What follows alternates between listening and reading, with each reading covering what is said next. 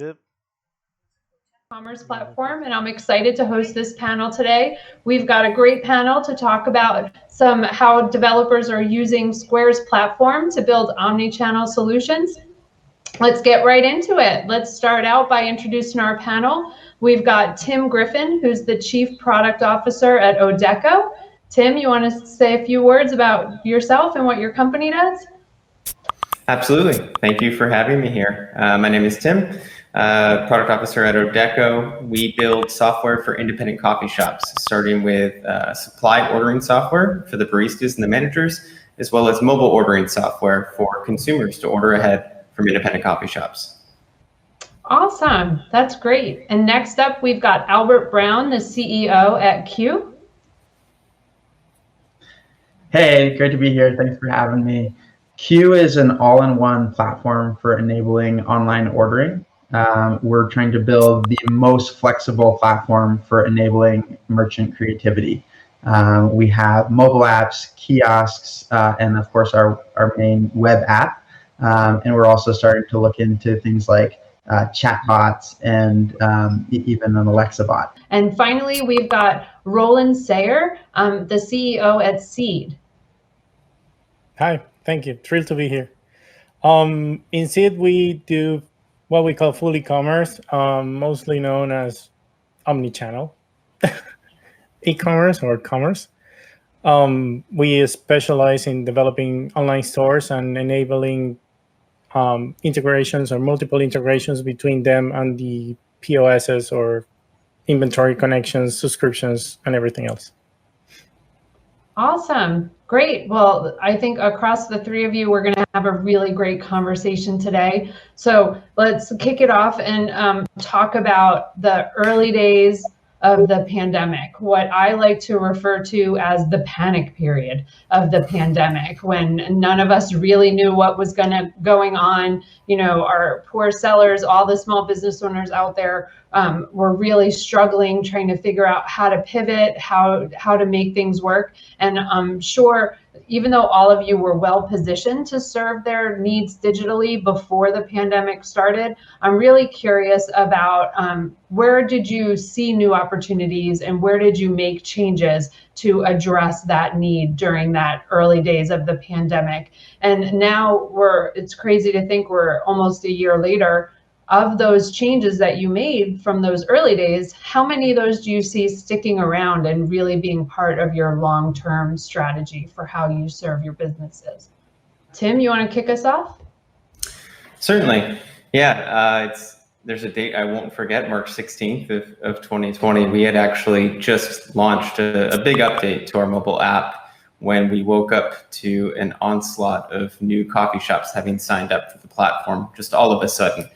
So the timing was interesting, and we had planned at that point to build in the next couple of weeks a curbside pickup option, which was expedited to say the least. We dropped everything as soon as that release went out, and we were able to ship it within that week, which was a huge win for the shops that we had already supported as well as the new shops. It gave them an opportunity to stay open.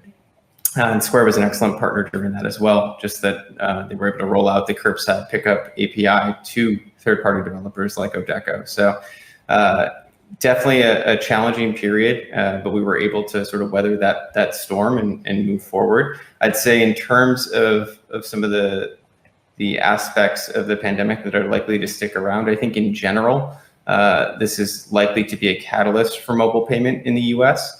There seems to be a catalyst moment in most countries that utilize more mobile-friendly digital payments, and this seems to be it for the U.S. That'll stick around in some capacity, whether it's in person using near frequency scanning or mobile order ahead.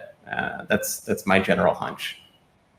Right. I personally am hoping that curbside sticks around after the pandemic. It's very convenient. I've really enjoyed it myself. So how about you, Roland or Albert, anything to add? So, just like Tim said, curbside was the first to go, and we built that very quickly.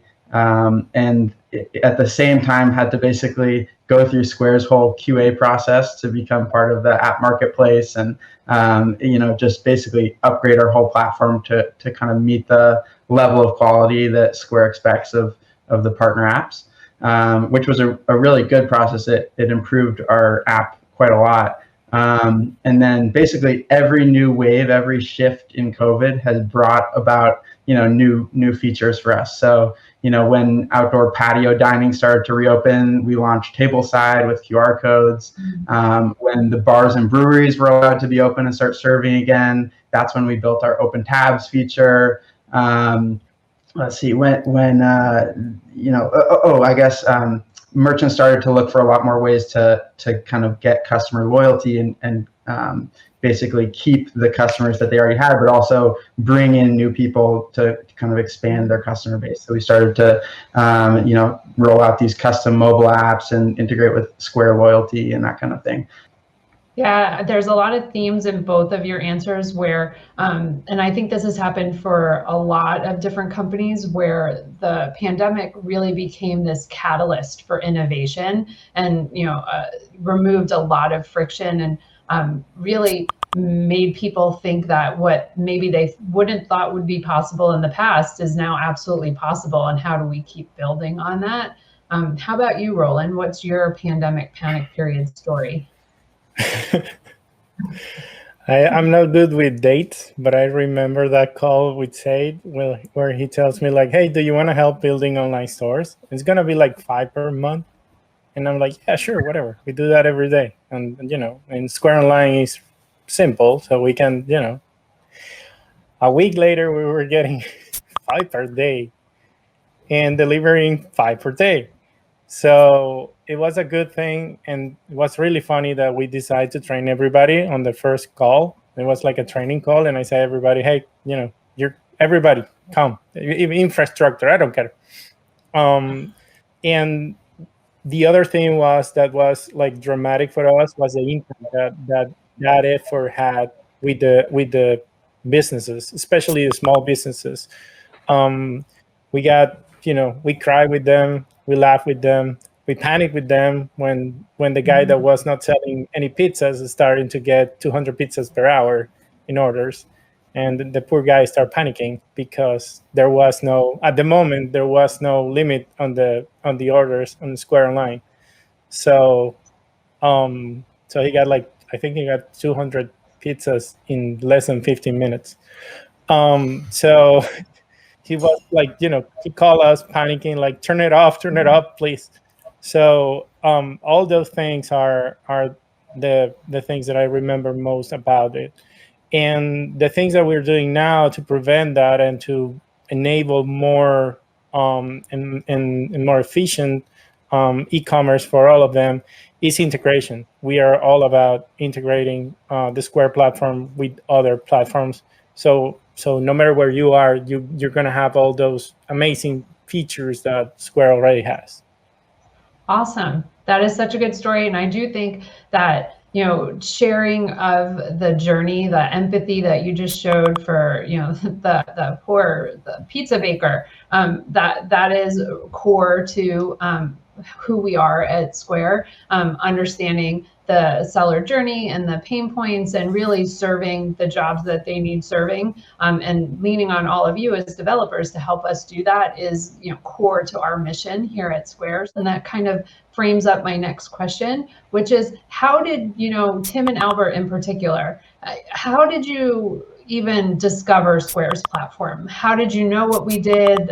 What product or APIs did you first engage with? And really, how has your relationship with our platform grown, and what's going well for you? What are the APIs that you think are really helping you build those differentiated solutions? We've actually been partners with Square since the very beginning. It was something that I had sought out very specifically, just given that we were looking to support an audience that Square started with, for the most part, around independent coffee shops and cafes, right? And if you walk into most coffee shops, there is a Square terminal there. And we've always believed that we want to meet our customers where they are without providing more hardware on their countertops, which is already limited. So from day one, we had worked with Square. We were fortunate to be included as the alpha, the first customer to test the in-app mobile payments SDK several years ago, which was a low risk for both parties and a high reward for both parties. We were a young startup and had an opportunity to start that process for integration with our customers and make it easier for them to accept mobile orders without having to really jump through any hoops with extra software. So that was a big piece for us, and it has just evolved from there. Square has patiently worked with us as we've sort of evolved to the point where we are today. It actually happened sort of culminating right at the start of COVID. Actually, we hadn't been able to get into the orders API just simply because as that alpha customer, it didn't quite connect perfectly into the ecosystem just yet to be able to process payment without double charging our customers. And the team had spun up an external payments group within Square, and we were able to be a part of that test as well, which did allow us to finally achieve the orders integration, which has really helped to streamline the entire operations. Yeah, so I should, full disclosure, admit that the orders team is part of Commerce Platform. So I know that API well, so super exciting to see you being able to leverage that. And then how about you, Albert? You want to talk a little bit about what APIs you use and how it's going? Yeah, we've been able to utilize tons of the APIs. I mean, I could probably list off the ones that we're not using, and that would be a shorter list. But we're using, payments, orders, Reader SDK for our kiosk in-person payments. We just added in-app payment SDK, as Tim was mentioning. We have items in inventory where we, pull everything over so that merchants don't have to build their own store. It all just kind of auto generates.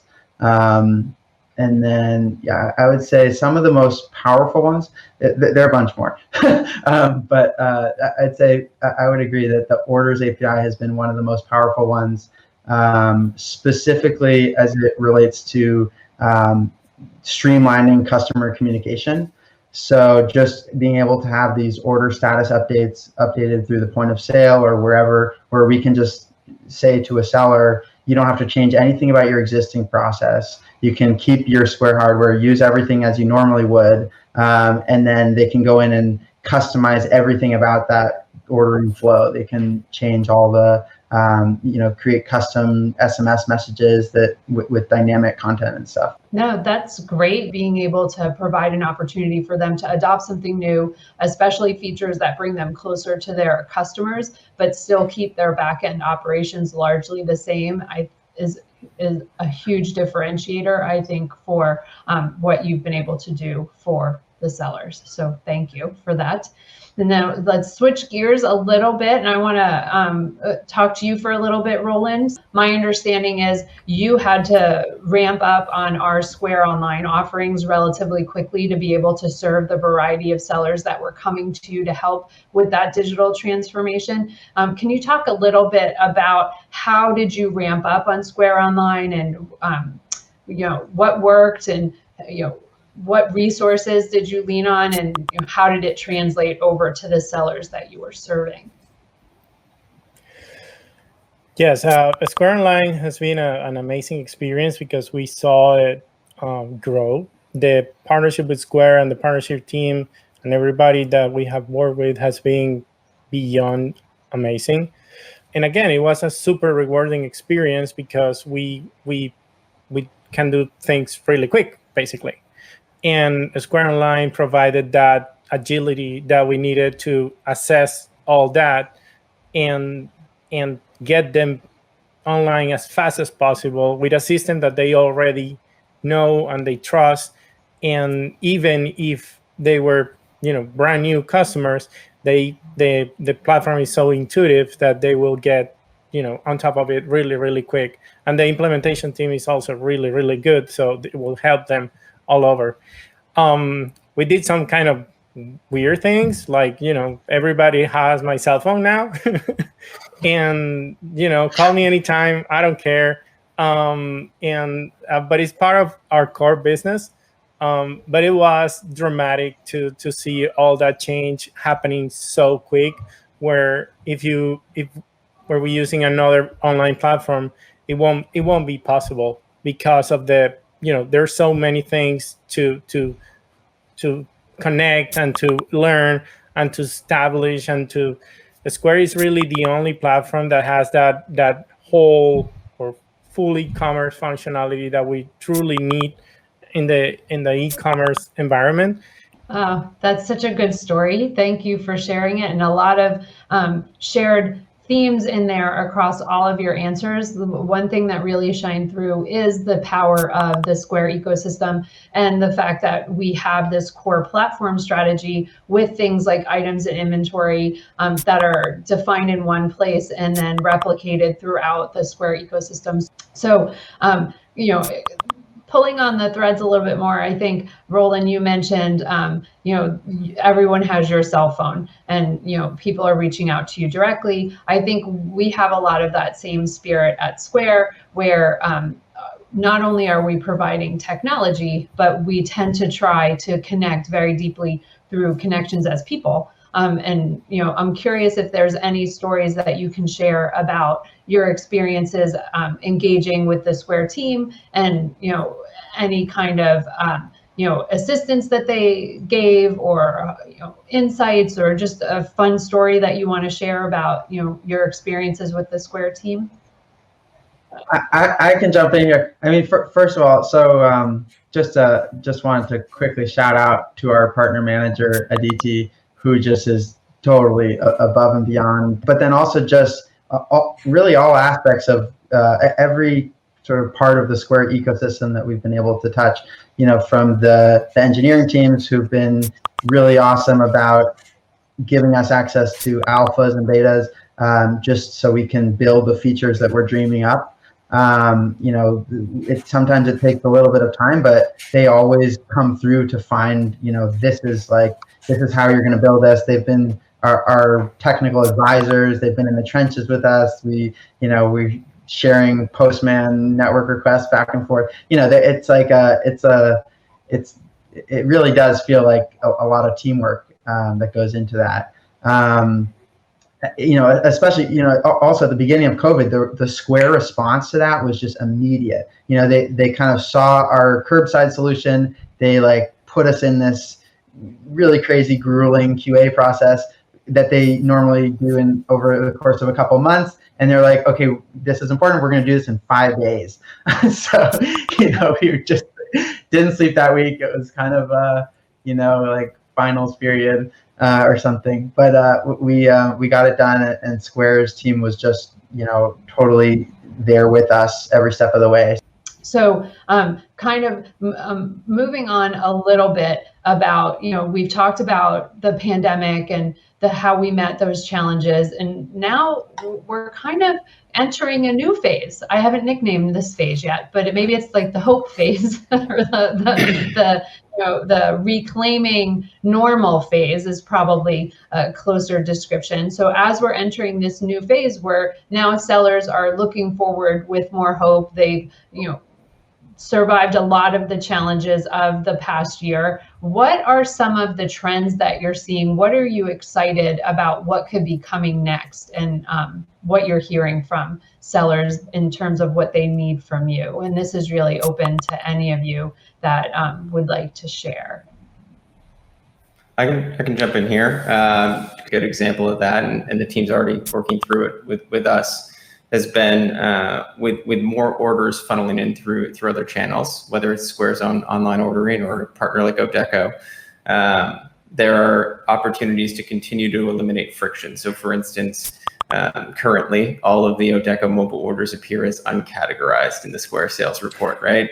Which is totally acceptable during the middle of the pandemic. But now that they have to engage with accountants again, the accountants are calling to provide a bit more flexibility just around custom menu items. That's what it ultimately comes down to.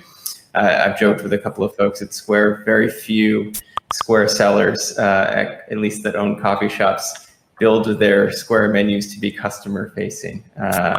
They have fun nicknames for their drinks, or they might have quick buttons, and The challenge becomes how do you present that to the end consumer in a way that's at least recognizable, which of course makes it difficult for Odeko, for Square to be able to consolidate into reporting. So teams still already starting to engage with that conversation. It's a good opportunity to just continue to eliminate those friction points, right? And to make it as streamlined as possible for the sellers at the end of the day. Yeah, I love that. So we have a concept internally at Square. You probably have heard us talking about it if you spend as much time as you say you do with our team, but we strive to have remarkable launches. And so what does that mean? There's some subjectivity to it. And I think you're hinting at that with certain things that were acceptable during the pandemic might start to be not so acceptable anymore because they're not remarkable anymore. Just the ability to take an order during the pandemic was remarkable, but now the bar is moving because we're moving into this new phase. So I'm happy to share that a lot of the pain points you're describing, I've seen on 2021 roadmaps. So there should be improvements coming both from within the platform for you to be able to extend those changes out and better serve. So I'm excited about that. How about you, Albert or Roland, anything to share? We don't want to go back. Yes, we have seen so many improvements and so reduction of friction in general, like Tim said, that we don't want that friction to be back into the process. We don't want a customer that doesn't know that they can order online or they can, get curbside pickup. We want that to be the new normal, and we want that completely controlled environment from one or two platforms to be, organized and synchronized and orchestrated in a perfect way. And what we learned from the new normal is that we can do that really, really fast. So that's what we're looking to achieve now. We want to move customers as fast as we did before into more complex environments, into more complex setups where they can have more automation and serve more customers and really empower that whole, small businesses into a real solid automation or full automated store. It doesn't matter if they're big or small. We think it's the same process. It's just a matter of picking the right path for each one of them. Yeah, I love the spirit of that, and I think you're hitting on a really important transition that happened recently, which is you helped so many small businesses that had never been online before get online, and that first transition was hard and scary, but now that they're online and they're seeing it work, their appetite is really increasing and they're looking for more and more. So the undercurrent of all of those answers though was this continued the not going away version of how we live, which is much more omnichannel than it has in the past. And so I think omnichannel tends to be a little bit of a buzzword where you can interpret it in a few different ways. So I'm really curious how each of you interpret omnichannel within your business and what does it mean to you? Why don't we kick off with Roland again, and then we'll rotate around.